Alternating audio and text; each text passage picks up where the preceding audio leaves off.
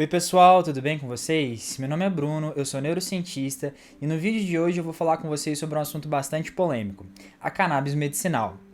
Mas antes de tudo eu quero deixar claro que o intuito desse vídeo não é debater sobre a legalização da maconha. O que eu quero trazer para vocês são evidências científicas da utilização do óleo de maconha ou a cannabis medicinal em doenças diferentes. E antes que eu me esqueça, se você gosta de falar sobre qualquer coisa relacionada ao cérebro, mas acha bastante complexo, se inscreve aqui no canal, que eu gosto de trazer diversos conteúdos científicos diferentes relacionados ao cérebro, deixando de forma mais simples e descomplicada possível, ok?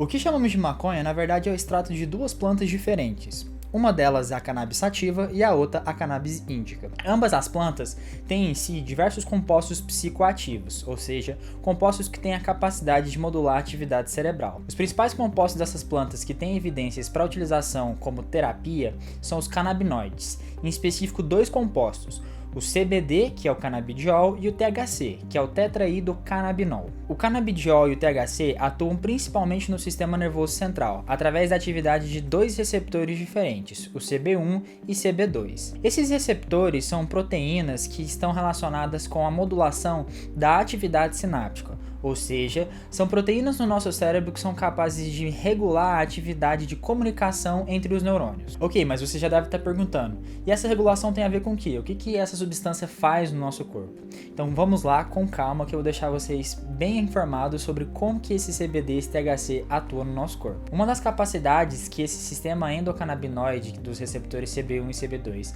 é capaz de modular é o nosso humor. Dados recentes mostram que existem receptores CB1 e CB2 dispostos em duas partes muito importantes do nosso cérebro, que é o córtex pré-frontal e a amígdala. Essas duas partes são bastante importantes para o controle do planejamento executivo, nosso pensamento e o nosso humor. De fato, essa modulação de humor é tão importante que um estudo com 36 participantes que utilizavam CBD e tinham fobia social mostraram efeitos positivos desse tratamento sobre a ansiedade de falar em público nesses pacientes. Outro estudo utilizou 10 pacientes e fizeram um tratamento com 400 mg de CBD e mostrou que, novamente, os efeitos da ansiedade de falar em público foram diminuídos. O problema desses dois estudos é que a amostra é muito pequena.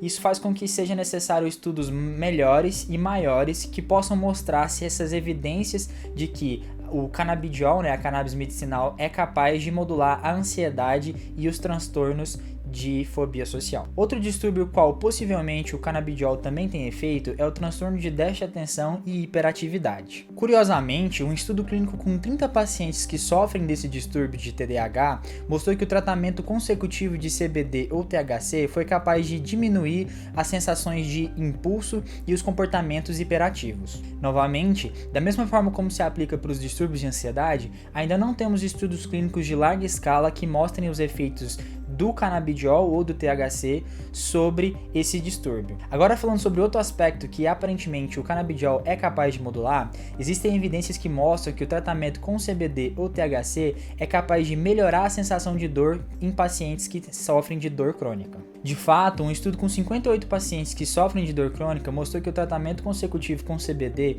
por mais de 3 semanas foi capaz de ter melhorias significativas na sensação de dor. Contudo, essas melhorias não se sustentaram tanto quando comparados ao placebo. Além disso, um outro estudo com 117 pacientes que também sofrem de dor crônica mostrou que o tratamento com CBD foi capaz de não somente melhorar a sensação de dor, como também foi capaz de melhorar essa sensação em pacientes que não têm esse mesmo resultado com analgésicos bastante potentes, como a morfina. Por fim, um estudo que envolveu 303 pacientes que fizeram a utilização durante 15 semanas de um spray nasal contendo compostos como o CBD e o THC, mostrou que esses pacientes sentiram uma ligeira melhora na sensação de dor. E isso é muito interessante porque, novamente, temos aqui estudos que corroboram para a evidência de que o tratamento com CBD ou com outros canabinoides pode sim modular a sensação de dor. O problema até então é que a gente não sabe o quão eficaz esse tratamento é e nem se de fato a gente pode, de forma segura, colocar isso como um tratamento comum.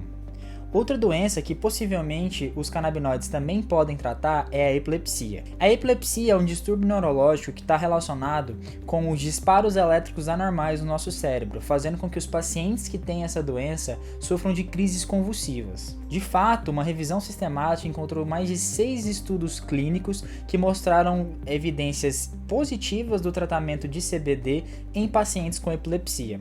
O grande problema desses estudos é que eles foram feitos com umas amostras pequenas e em casos mais raros de epilepsia, principalmente em casos pediátricos, o que faz com que essas evidências ainda não possam ser tão abrangentes em outros casos. Contudo, nós temos evidências fortes que mostram que possivelmente a epilepsia também pode ser manejada pela utilização da cannabis medicinal. É muito importante deixar claro que isso aqui é só um apanhado de diversos estudos. É claro que existem outros estudos sendo feitos com o tratamento de CBD ou THC para outras doenças, mas esses são os mais fortes que a gente tem até então. Bom, para finalizar o vídeo, como todo bom cientista, a gente sempre precisa ter aquela dose de ceticismo e não acreditar em curas milagrosas como a grande maioria da internet coloca, como se a cannabis medicinal fosse capaz de tratar literalmente tudo.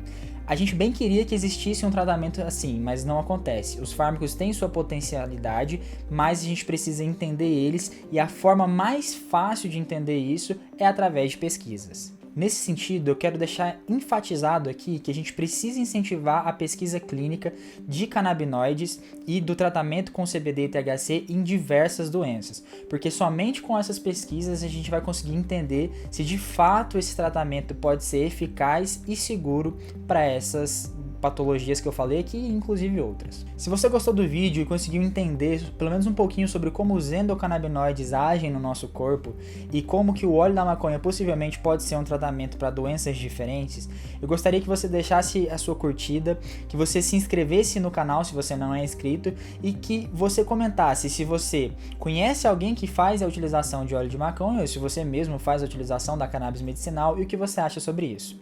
Muito obrigado pela atenção e até mais.